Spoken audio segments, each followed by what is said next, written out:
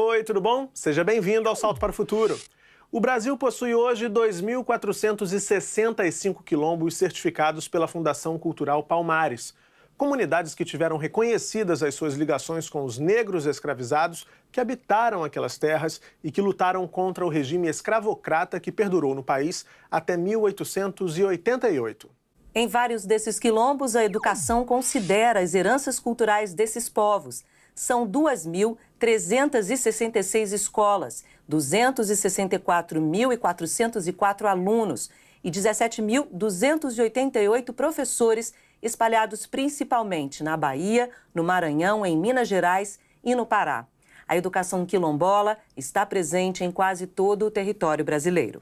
Uma educação que requer um currículo específico, além de materiais didáticos e de formação continuada para os professores que atuam com meninos e meninas que vivem nas comunidades remanescentes de quilombo. São nossas convidadas Rita Potiguara, que está à frente da Diretoria de Políticas de Educação do Campo, Indígena e para as Relações Étnico-Raciais da SECADI, a Secretaria de Educação Continuada, Alfabetização, Diversidade e Inclusão do MEC. E Benedita Rosa da Costa, professora da Educação Básica de Comunidades Remanescentes de Quilombo, em Cuiabá, no Mato Grosso. Pela internet, contamos com a participação da professora Maria Auxiliadora Lopes, que é da Coordenação de Educação para as Relações Étnico-Raciais, também da SECADI. Professora Maria Auxiliadora, muito prazer em recebê-la aqui. Professora Rita e professora Benedita. Vamos começar com a professora Rita, falando um pouquinho do panorama da educação escolar quilombola no Brasil. A gente deu alguns números, né? Mas é importante entender esse cenário dos números, né? O que está por trás desses números. Qual é esse panorama, professora? Então, a educação escolar quilombola é um tema muito bem-vindo. É verdade, sim, muito. Sobretudo no momento em que o Brasil todo discute Base Nacional Comum Curricular, e a educação escolar quilombola, nesse cenário, traz contribuições muito importantes para se pensar a pluralidade da sociedade brasileira e a pluralidade que devem ser os currículos das nossas escolas. Então, em todo o país, as escolas quilombolas, elas são aquelas que possuem, né, na verdade, uma condição, digamos assim, uma infraestrutura precária, né? A maior parte dos prédios das escolas quilombolas não são prédios que tenham condições, por exemplo, de acesso à internet, de acesso à água potável. Poucas têm este acesso. Um retrato um pouco do que são as comunidades quilombolas em nosso país. Em que pesem essa precariedade, apontadas no próprio censo, né, educacional realizado pelo INEP, do Ministério da Educação, as escolas quilombolas, elas também são ricas, né, em diversidades, em práticas pedagógicas, né, em modos de ser e de fazer as escolas quilombolas de nosso país. Benedita, você atua, como eu disse há pouco, lá em Cuiabá, no Mato Grosso, com escolas quilombolas, em escolas quilombolas. O panorama é esse mesmo que a Rita acaba de trazer para a gente, quer dizer, um cenário de precariedade. Chamou a atenção aqui, te ouvindo, Rita, que até a água potável é um desafio que a gente precisa ainda superar nessas escolas. Enfim, lá no Mato Grosso é a mesma questão, Benedita? Sim, lá no Mato Grosso a gente vivencia essa mesma realidade, né? É esse mesmo contexto. Eu estou professora da educação básica há 15 anos, né? Trabalho numa escola remanescente de Quilombo, São Benedito, né? E a gente vê realmente essa realidade, né, essa problemática com relação à estrutura dos prédios, né, problema de transporte escolar, problema de estrada, né, as estradas que no período da chuva, né, a ponte vai embora, né, o córrego transborda, né, problema de água potável também, né, materiais didáticos, pedagógicos específicos, né, e também o que a gente presencia muito é a questão a falta de formação para professores, né, só que a partir do ano de 2013 para cá, a Universidade Federal do Mato Grosso, em parceria com o MEC, né, com a SECADI, começou um curso de formação para professores que atuam em comunidades remanescentes de quilombo no estado do Mato Grosso, né? E aí, de lá para cá, nós, enquanto professores quilombolas, tivemos mais acesso à formação, né? E essa formação ainda continua. A gente quer ouvir agora a professora Maria Auxiliadora também, né? A professora coordena aí uma área, né, das relações étnico-raciais, para o ensino, né, das relações étnico-raciais. A gente já ouviu aqui um panorama em relação à estrutura física, né? Agora, o que uma escola quilombola se diferencia da escola regular do ponto de vista de currículo, né? Como mesmo disse aqui a professora Benedita, há, né, uma formação específica para a educação escolar quilombola, né? Como é que se diferencia isso? Tanto do ponto de vista de currículo, tanto do ponto de vista de gestão, né, porque nós temos que pensar que essas escolas, elas têm que atender a história e a cultura dessas localidades. Tanto a formação de professores tem que ser voltada para isso, os materiais didáticos específicos para essas comunidades também. Nós já temos vários materiais para comunidades específicas, para grupos de comunidades específicas. E nós temos hoje 10 universidades fazendo formação continuada de professores com base nas diretrizes. Essas diretrizes, elas foram elaboradas com a participação de quilombolas. É por isso, inclusive, que a gente fala de diretrizes curriculares para a educação escolar quilombola. Isso é uma reivindicação das mães e dos professores e diretores de escola que participaram dessa elaboração. Tanto para os indígenas quanto para os quilombolas, essa modalidade de ensino tem a palavra escolar por isso, uma reivindicação desses segmentos populacionais. Tá certo, professora. Muito obrigado pela sua participação aqui no Salto para o Futuro de hoje. Certamente contribuiu muito para que a gente se aprofunde nessa discussão sobre a educação escolar quilombola. Muito obrigado, viu? Obrigada. Agora, Rita, vamos falar então de desafios. A gente já falou dos desafios do ponto de vista da infraestrutura, né? Vocês falaram. A professora Maria Auxiliadora lembrou da importância, primeiro, inclusive, da palavra escolar nesse nome, da educação escolar quilombola, e também de todo um leque de especificidades que o trabalho com alunos e alunas dessas comunidades remanescentes de quilombo acaba exigindo. Nesse sentido, quais são os desafios? Quer dizer, a gente tem diretrizes curriculares nacionais para a educação escolar quilombola, como você também apontou há pouco, a gente está no momento de discussão da base comum. Quais são os desafios que estão colocados aí para o Brasil nessa área? Então, a educação escolar quilombola, ela é uma modalidade da educação básica, não é? Essa modalidade, ela veio com bastante força desde a Conferência Nacional de Educação de 2010. Depois dessa conferência, o Ministério da Educação realizou alguns seminários nacionais para tratar dessa modalidade especificamente, que nesse seminário nós fomos construindo, né, dando algumas orientações para que o Conselho Nacional de Educação emanasse as diretrizes curriculares nacionais para a educação escolar quilombola. Então, dentro do panorama da educação básica, a educação escolar quilombola também ganhou o status de modalidade. Nesse sentido, ela é uma modalidade que tem dentro de si outras modalidades, daí a sua especificidade. Então, ela tem educação infantil, educação especial, educação de jovens e adultos, ensino médio, ensino fundamental, educação profissional. Então, uma modalidade que abriga essas outras modalidades dentro dela. Desculpa interromper, isso é muito bom a gente esclarecer, porque muita gente tem a ideia de que educação quilombola seria uma multisseriada, né, como já houve no país, né? Todas as crianças ligadas a uma determinada comunidade quilombola estudariam todas no mesmo, na mesma sala, no mesmo espaço, vamos dizer assim.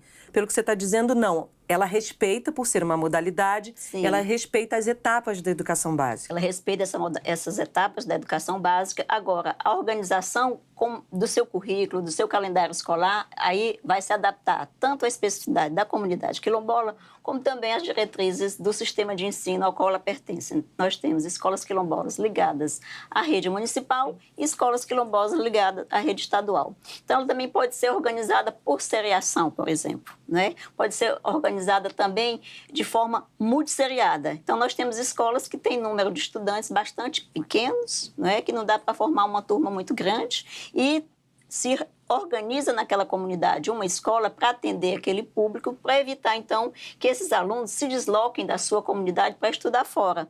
Isso é importante porque reforça os vínculos da educação escolar, educação quilombola, é bom destacar isso, como a professora Maria Auxiliadora destacou, com a sua comunidade.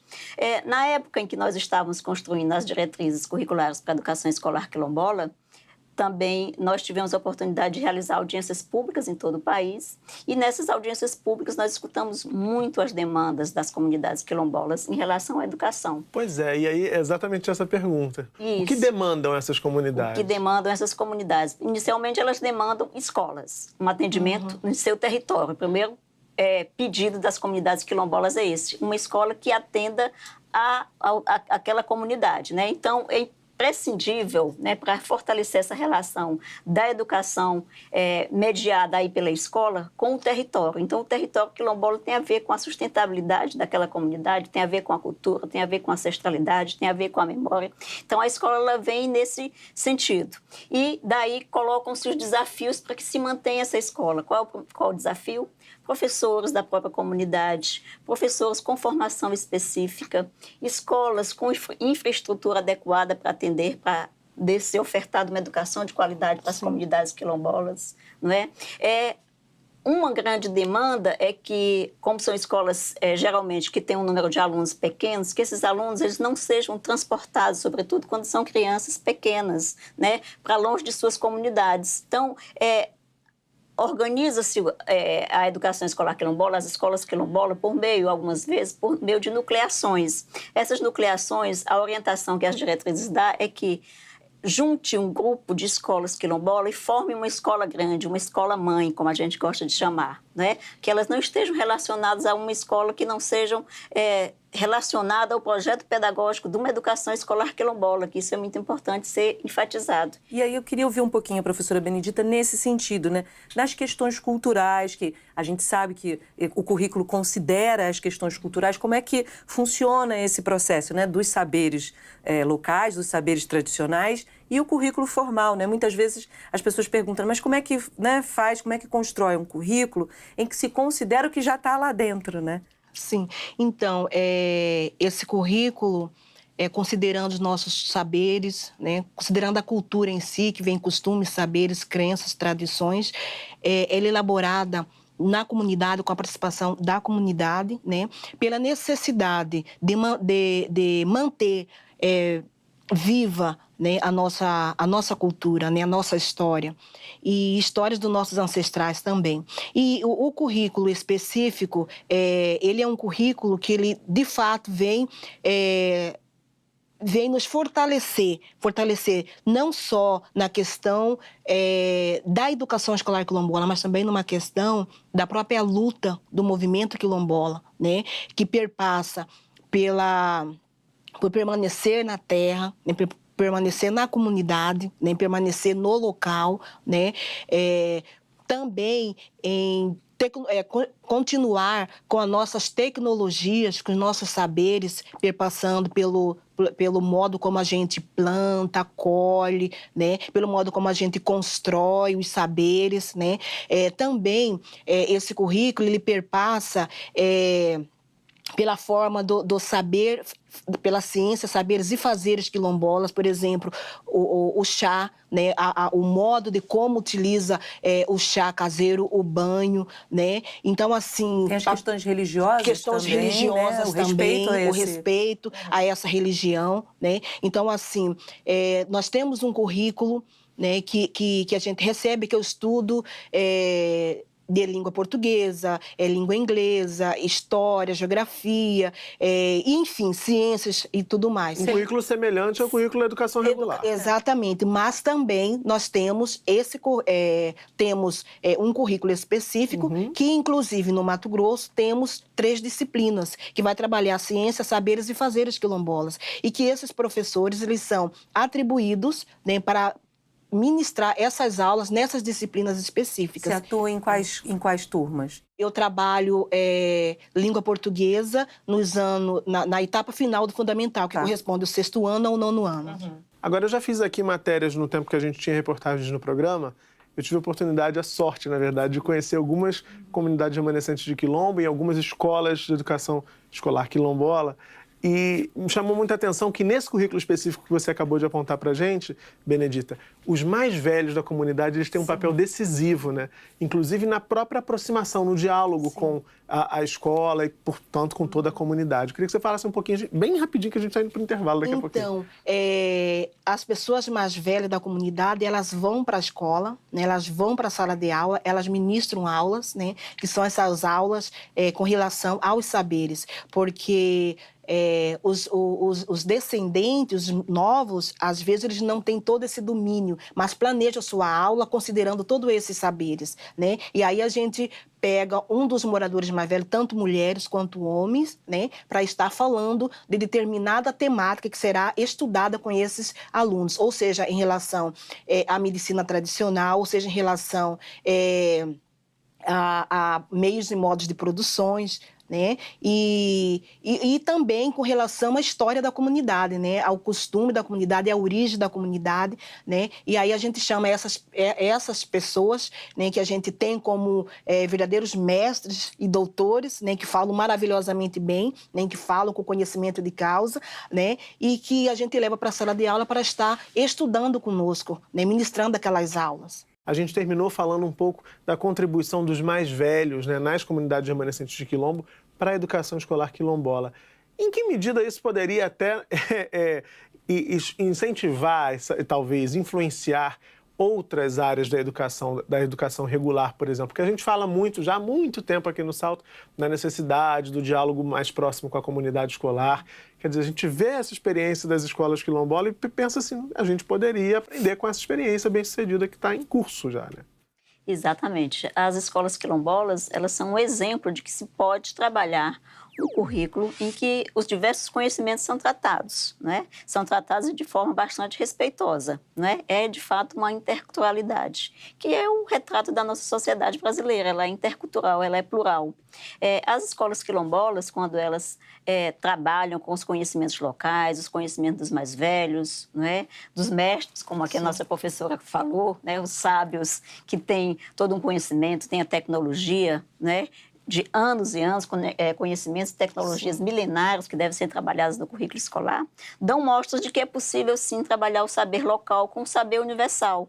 Não é, não é preciso separar, quantificar, inclusive, 70% o conhecimento universal, 30% o saber local. Não, mas a própria dinâmica da sala de aula, né? E o projeto pedagógico da escola, que é muito importante isso, né? Quando a escola senta de forma comunitária e constrói o seu projeto político-pedagógico, ela vai eleger, de fato, quais são os conhecimentos que devem ser tratados naquela escola.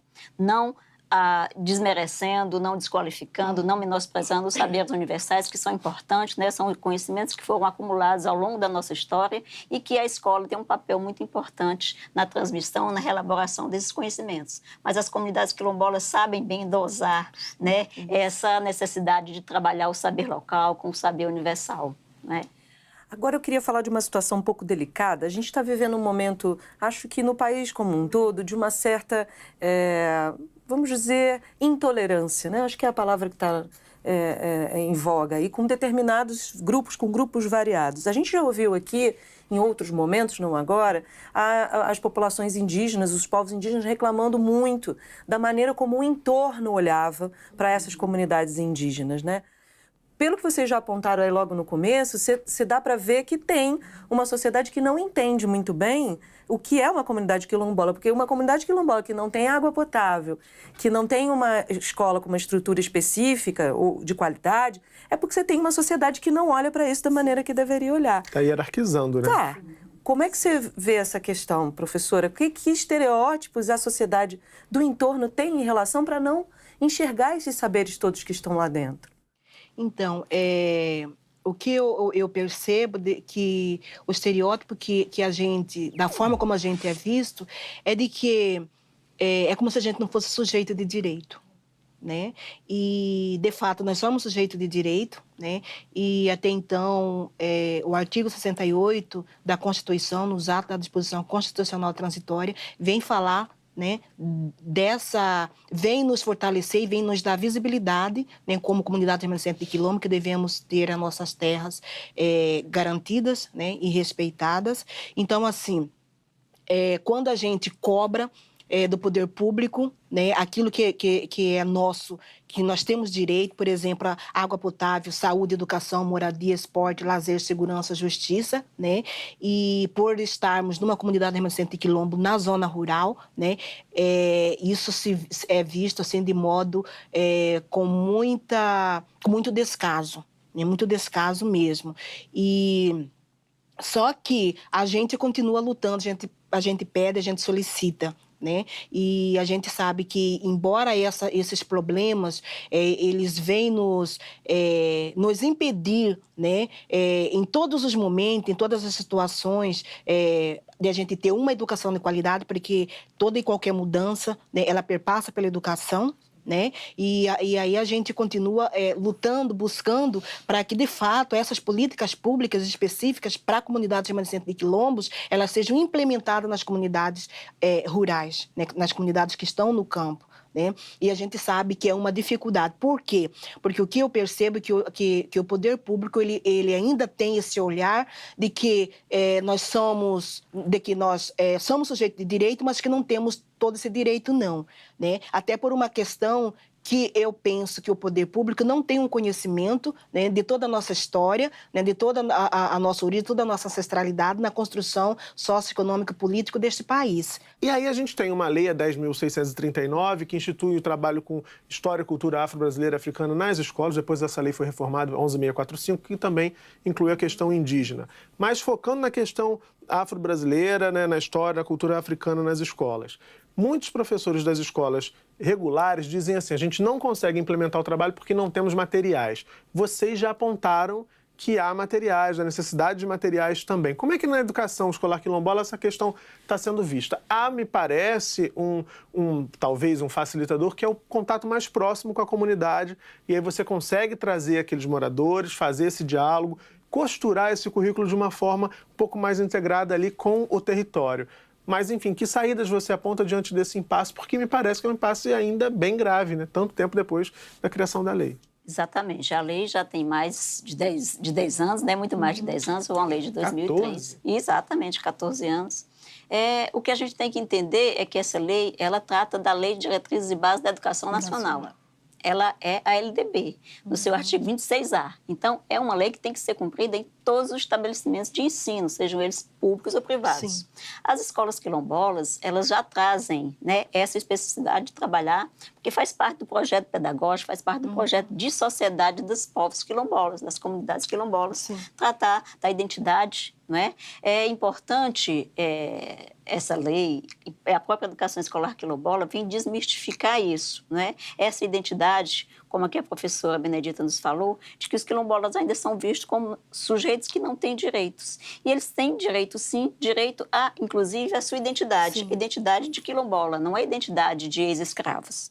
Não é? Sim. Não é essa a ideia. A ideia é que são povos com culturas diversas, são povos que contribuíram e que contribuem ainda hoje para a cultura brasileira, para a economia brasileira, não é? Para o saber, para a educação brasileira. Né? Então, a educação escolar quilombola, ela traz essa perspectiva de trabalhar essa pluralidade que é com foco, e aí está bem claro nas diretrizes, no momento em que a comunidade quilombola foi chamada pelo Conselho Nacional de Educação para ajudar na construção dessas diretrizes, eles firmaram isso com toda a segurança. Nós queremos, sim, de fato, reafirmar a importância que é ser quilombola para o país. Não é? A importância que nós temos para o país, para a sociedade brasileira, para a cultura brasileira. Mas em relação aos materiais, por exemplo, os materiais didáticos mesmo para o trabalho nessas escolas, há ainda desafios, a gente ainda precisa avançar aí na distribuição, no acesso a esses materiais, como nas escolas regulares, ou essa situação aí é diferente? Precisamos. Também. Muita coisa já foi produzida, né? Desde a criação da SECAD dentro do Ministério da Educação, ainda em 2013 essa secretaria foi criada,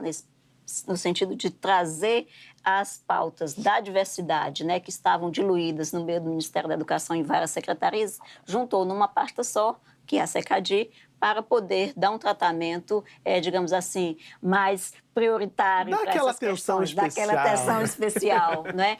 Nós já avançamos muito na produção de material didático, agora materiais didáticos que nem todos chegam à sala de aula, que isso é um grande desafio, não é? A universidade tem uma contribuição muito grande por meio dos núcleos de estudo afro-brasileiros e africanos, né, na produção de materiais didáticos, os cursos de formação de professores também centrados na questão da educação das relações étnico-raciais. Nós temos apoiado muitos cursos, né, de formação continuada para essa temática e tem produzido materiais.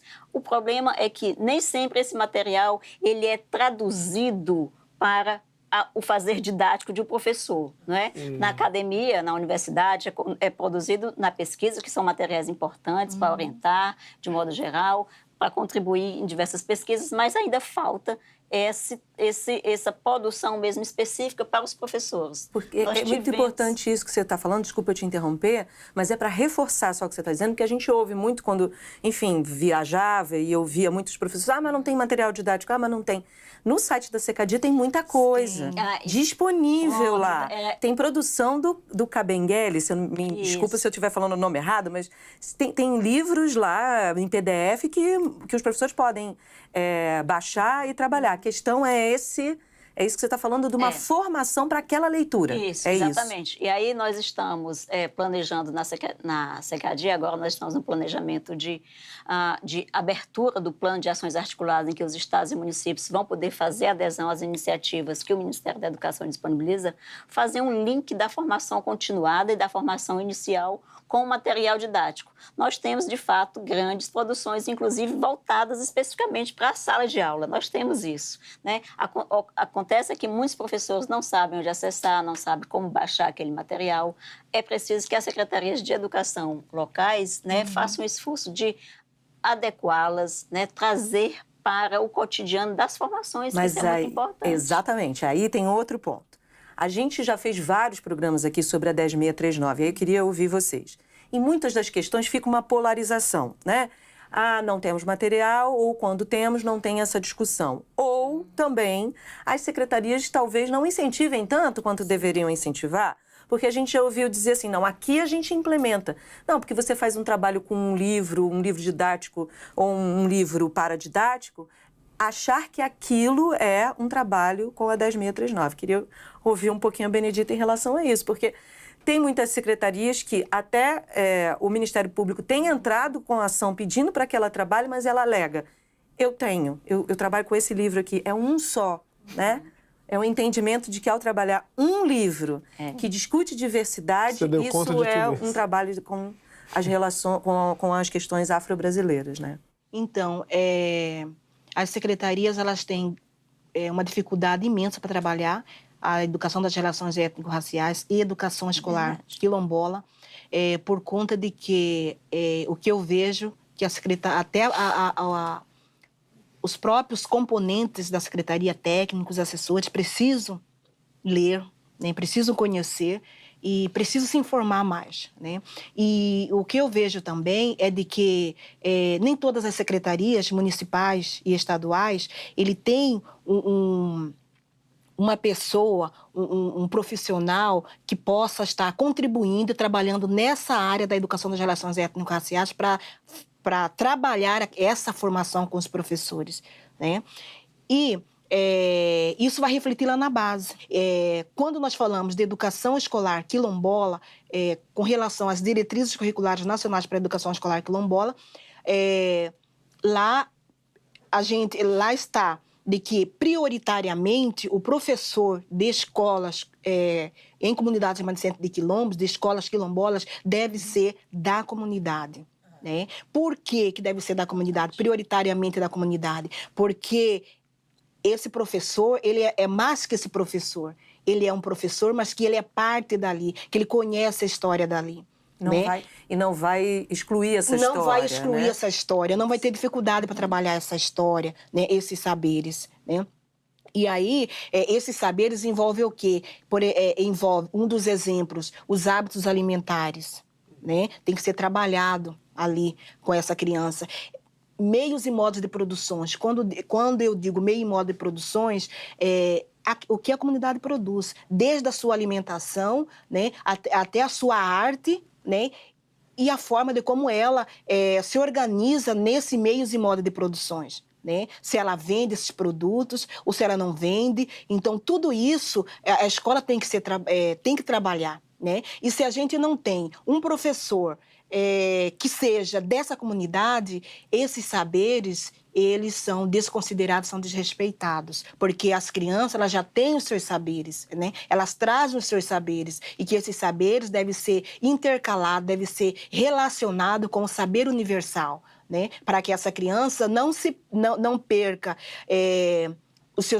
a sua cultura, né? Desde que ela permaneça no seu local e quando ela saia fora do seu local. Né? Ela tem que ter essa identidade fortalecida, se auto-identificar, se auto-reconhecer, se auto-apresentar socialmente. Como é que você analisa, Rita, o trabalho nas comunidades remanescentes de Quilombo com essas questões? Porque é muito comum, de novo comparando com a educação regular, encontrar crianças negras que não se percebem como tal, né? E que têm só referências brancas, aí também por questões de mídia, enfim, tudo isso que a gente pode discutir depois se for o caso, mas que não se percebem como seres, né, com essa identidade. Então, a educação escolar quilombola, ela, embora aconteça em uma comunidade quilombola, ela faz parte de um sistema nacional de educação. E dentro desse Sistema Nacional de Educação, as questões da diversidade, elas são construídas, elas se dão no contexto de conflitos. Não é fácil, não. Mesmo para os professores quilombolas, estando com estudantes quilombolas, dentro da comunidade quilombola, há conflito. Por quê? Porque tem as normas e orientações mais gerais do nosso Sistema Nacional de Educação, que são normas que homogeneizam, que apagam as diferenças, que não reconhecem os sujeitos. Na verdade, os nossos materiais didáticos, por exemplo, ainda majoritariamente excluem, né, os personagens, as culturas negras desses materiais, né? Então, as escolas quilombolas também, elas recebem esse tipo de material que não faz com que a criança se veja ali. Então, a representatividade que essa criança vai tomando como referência são personagens brancos que ocupam lugares mais privilegiados da nossa sociedade, né? Lugares de referência, lugares de poder, digamos assim. Quando aparecem os negros ainda nos livros didáticos, infelizmente, ainda se reporta uma história de escravos, ainda se reportam a abolição dos escravos, né? Como se num passe de mágica ou então benevolência, né? Alguns personagens e alguns grupos tivessem libertado esses escravos. E aí todos os problemas estavam resolvidos. E aí todos esses problemas estão resolvidos. Então, a autoestima da criança também, ela é prejudicada com essas imagens que são ainda veiculadas nisso, né? Na verdade, os currículos das escolas quilombolas, eles se dão numa relação conflituosa de tensão entre o que os sistemas de ensino ainda querem que essas escolas realizem, né, de tratar majoritariamente os conhecimentos universais que ainda desprestigiam, desprivilegiam os saberes locais, que ainda as comunidades negras, não é, elas são tidas, daí a precariedade das escolas é um reflexo do que essas comunidades elas sofrem, né? Quando a escola não tem acesso a esses bens materiais que vão fazer com que essa educação, ela de fato tenha uma qualidade melhor, porque é preciso não só o saber e o fazer dos professores quilombolas, como também dos mestres quilombolas, mas é preciso também que tenha um aparato institucional, né, do poder público para fazer com que essa educação ela se realize melhor, ela se realize mais plenamente. Daí, quando uma comunidade não tem acesso a estradas, por exemplo, né? A professora Benedita que falou muito bem disso. Quando essa comunidade não tem acesso à água potável, a escola também ela é reflexo disso, né? Então, as escolas quilombolas, elas ainda disputam esse lugar com relação às escolas não quilombolas. Embora as escolas não quilombolas, do modo geral, que são escolas, geralmente escolas do campo, né? Que são bem próximas das comunidades, elas também não gozem de certos privilégios, mas elas estão em condições um pouco melhores. Daí é preciso entender que em nossa sociedade, infelizmente, há um racismo estrutural, e esse racismo se faz presente também na gestão pública. Pois é, eu queria pegar nesse ponto da autoestima ainda, retomando a questão anterior, porque fico aqui ouvindo vocês falando e tem toda essa questão do racismo que é histórico, é uma questão que o Brasil não consegue resolver, tristemente. Isso. A criança que nasce numa comunidade quilombola, que percebe que a sua escola não tem água, que o prédio é feio, não é confortável, que não tem condições para que ela estude, que a sua comunidade também muitas vezes é precarizada, não está atendida, não está assistida como deveria estar. essa criança também ela já chega para essa escola com uma carga assim, estão me dizendo, estão querendo me dar algum recado com esse cenário, né? E esse recado é que talvez o meu valor não seja o mesmo de outras crianças. Quer dizer, eu fico aqui, estou deduzindo. Você sente esse impacto, Benedita, assim, os alunos, eles chegam de alguma forma também se sentindo, captando essas mensagens aí, às vezes nem tão subliminares assim, e como é que você faz para reverter e construir a autoestima dessas crianças? Então, a gente percebe assim, esse impacto, que é o que a professora Rita já disse, né, que está dentro dos conflitos, né? E um dos conflitos seria a criança perceber de que ela está num espaço e que esse espaço não é visto pela gestão pública como um espaço que deve ter mais investimento, né? Para ter uma educação de qualidade, para ter saúde de qualidade, para ter moradia de qualidade.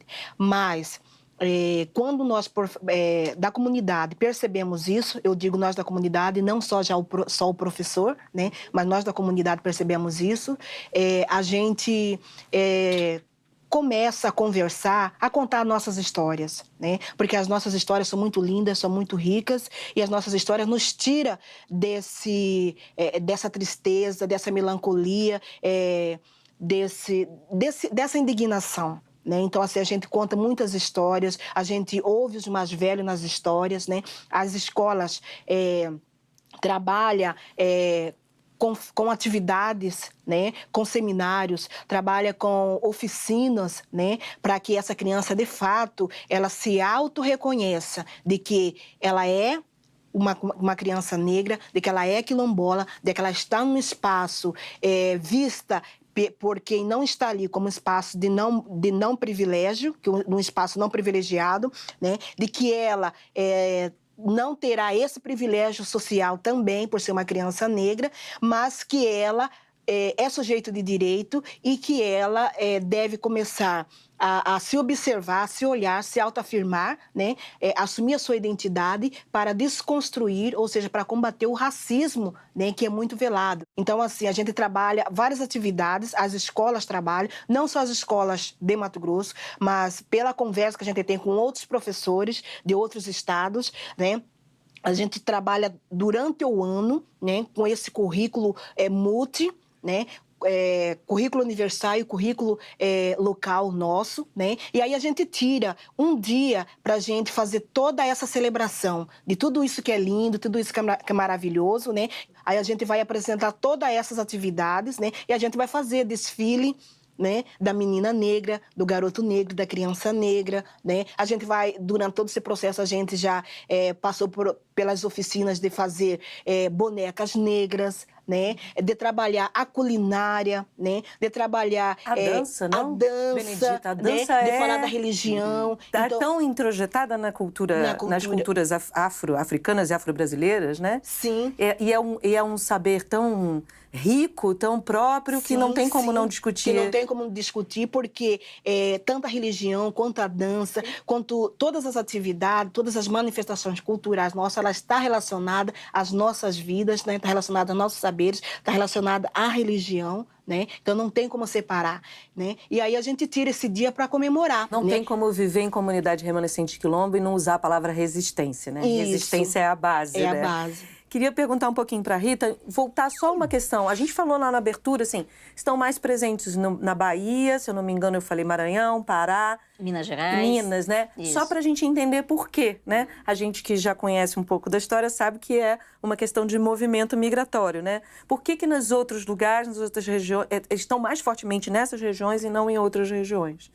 É importante destacar que essa presença negra, né? Nesses estados, né, é uma presença que tem a ver, obviamente, que a gente vive num país em que a maior parte da nossa população é negra e esse fato aqui é desconhecido. Pois já dizem que é minoria, né? Sim, exatamente. Ele é desconhecido aqui em nosso país, ele é desconhecido aqui na América Latina, né, quando a gente dá a informação de que o Brasil é o segundo maior país com população negra, o povo fica pensando, eu não sabia disso, né? Aqui mesmo no nosso país eu não sabia. Então, é importante destacar que essas comunidades quilombolas, que são comunidades negras, né? Elas têm a ver também com o que você falou aí muito bem, com a história de resistência desses povos. E a escola, ela vem nesse sentido, de fortalecer essa identidade quilombola.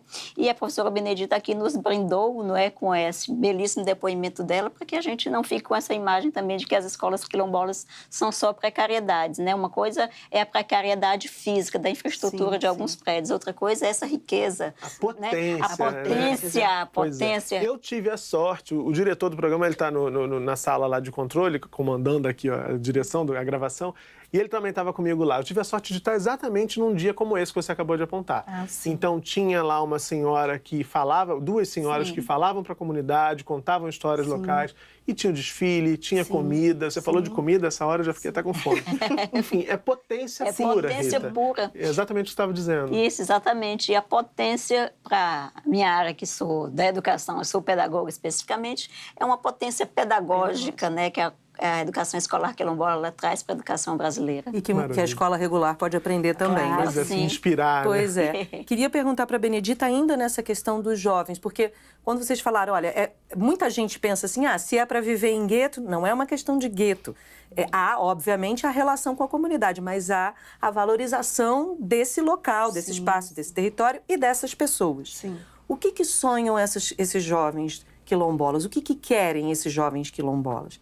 Como você lida com eles, o que eles dizem para você? Tá bom, é essa interação, mas essa interação com a valorização do que eu tenho. Enfim, o que eles contam para você?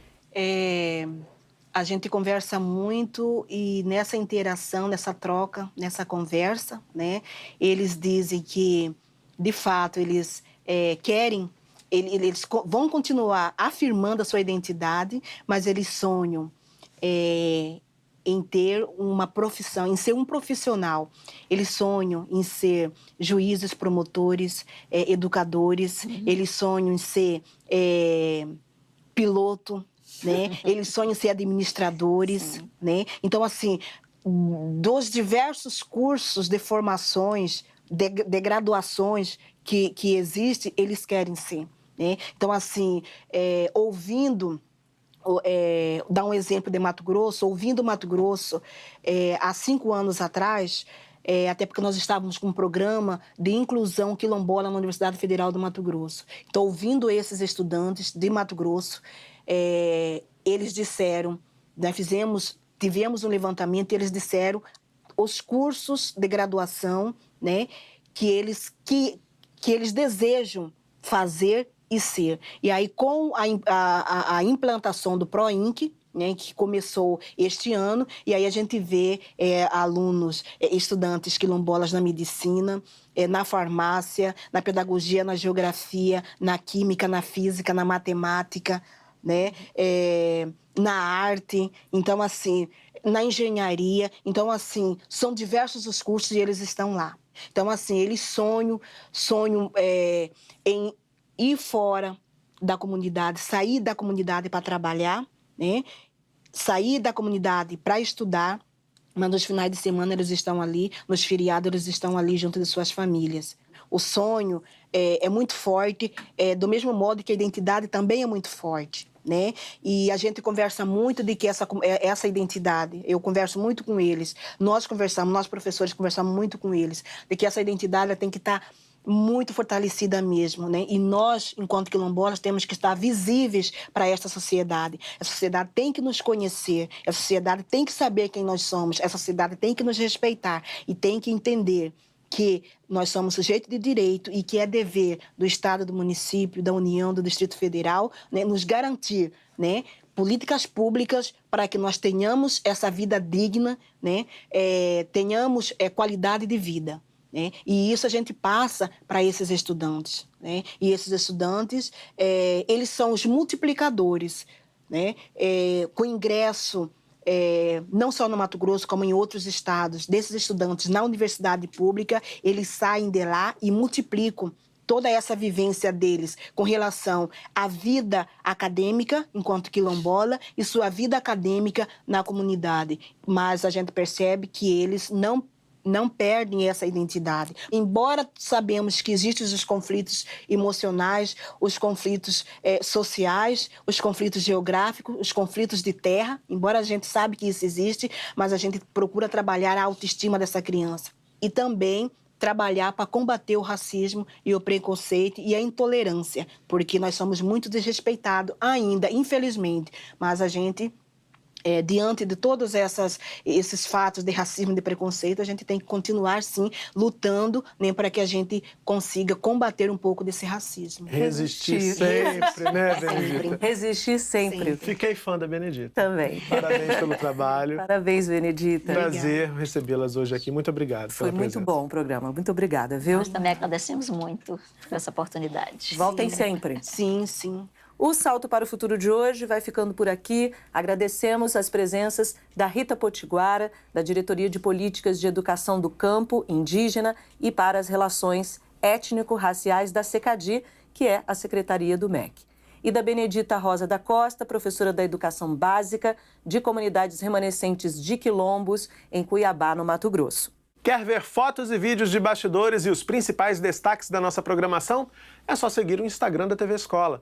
Lá você também fica sabendo quais os temas das nossas próximas edições e pode mandar perguntas para os nossos convidados. A dinâmica é a mesma do facebook.com/TV Escola. A nossa equipe divulga os temas e você deixa as perguntas nos comentários. No Twitter é só mandar a sua pergunta com a hashtag Salto para o Futuro. Pelo Instagram, pelo Facebook ou pelo Twitter, não importa. O importante é que você participe e faça o programa com a gente. Bem, o Salto para o Futuro de hoje fica por aqui. Até o próximo programa. A gente se vê aqui na TV Escola, o canal da educação. Tchau!